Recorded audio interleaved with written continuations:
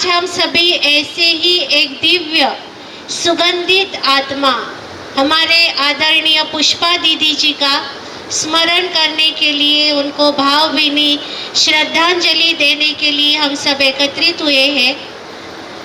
पुष्पा दीदी जी का जन्म दशहरे के दिन 8 अक्टूबर 1945 में हुआ।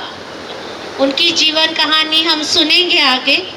उनको ज्ञान मिला, बाबा को 1979 में उनको ईश्वरीय ज्ञान मिला और ज्ञान मिलने के बाद 1981 से दीदी जी ने अपना पूरा जीवन ईश्वरीय सेवाओं में समर्पित कर दिया।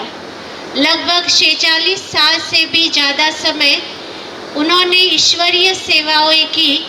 लास्ट घड़ी तक दीदी जी सेवा करते रहे।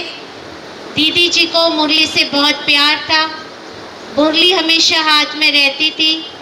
दीदी जी जब भड़गांव में आए तो 5 बहनें निकली और 5 कुमार निकले, बहुत सारे और भी कुमार निकले।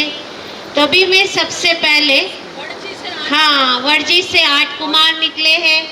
वड़जी नज़दीक है, कोर्स करना हो, प्रोग्राम हो।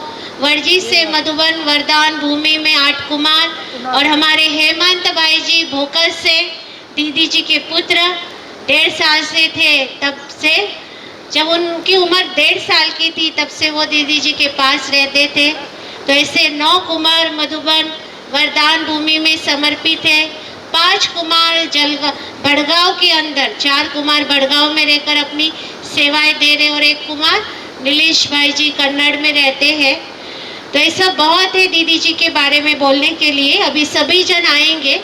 सभी के मन में उमंग है। सभी ने दीदी जी की पालना लिया है। लौकिक परिवार हो, अलौकिक परिवार हो, तो सभी श्रद्धांजलि जब देंगे, अपने भाव जब प्रकट करेंगे तो 3 मिनट ही सभी को टाइम है।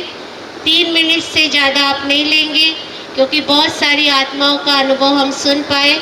तो सबसे पहले संगीता बहन जोड़ावत सेवा केंद्र पर अपनी सेवाएं देती है। मैं उनसे अनुरोध करूंगी कि वो अपने दिल की भावनाएं दीदी जी के प्रति हम सबके बीच में रखें। संगीता बहन जी अड़ावत।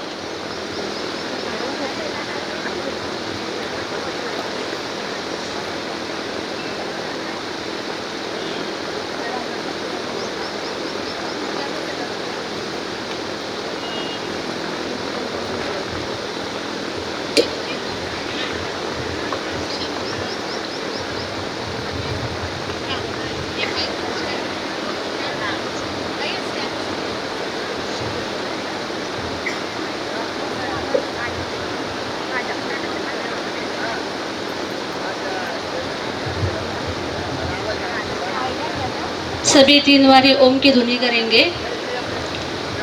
ओ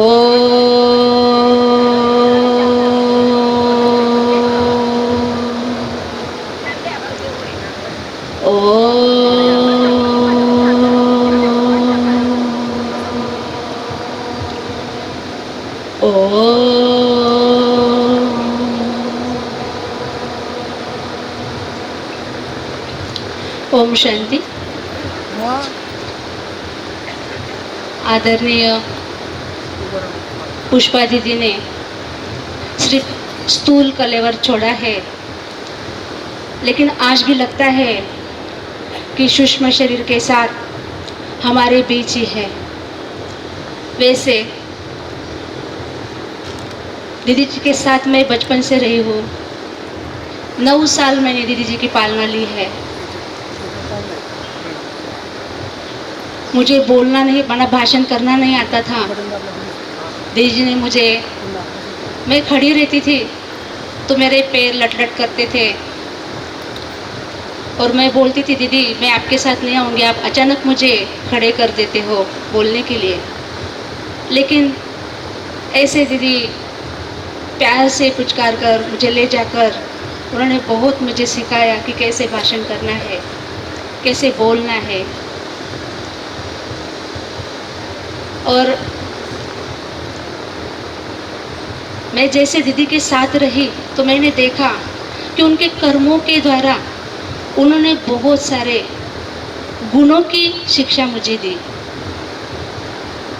कर्मों के द्वारा मैंने बहुत सारे गुण उनसे सीखे। जैसे कि वो कभी भी अगर बीमार भी रहते थे तो शरीर को चलाते थे, कभी मैंने सोया हुआ उनको नहीं देखा।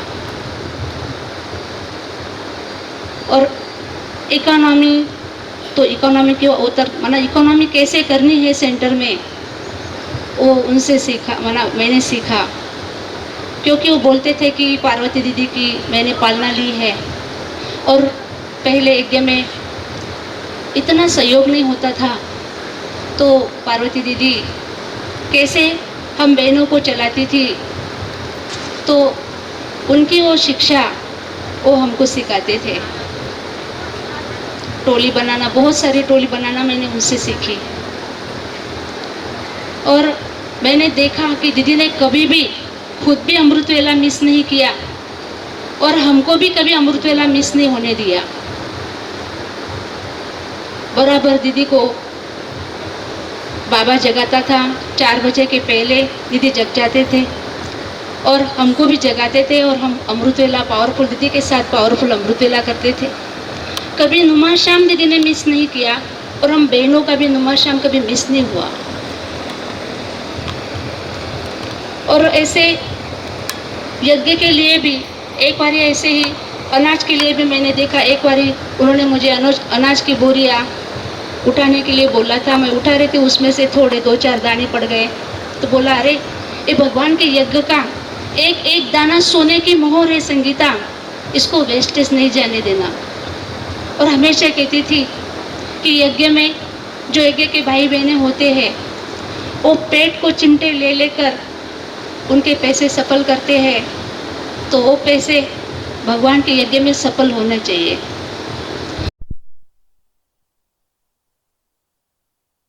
कम है, तो ऐसी बहुत सारी पालना से दीदी ने मुझे यहाँ तक माना। आपके सामने मैं खड़ी हूँ ऐसी ब्रह्मा कुमारी बनाकर भगवान के यज्ञ में मुझे सेवा करने के लिए तैयार किया।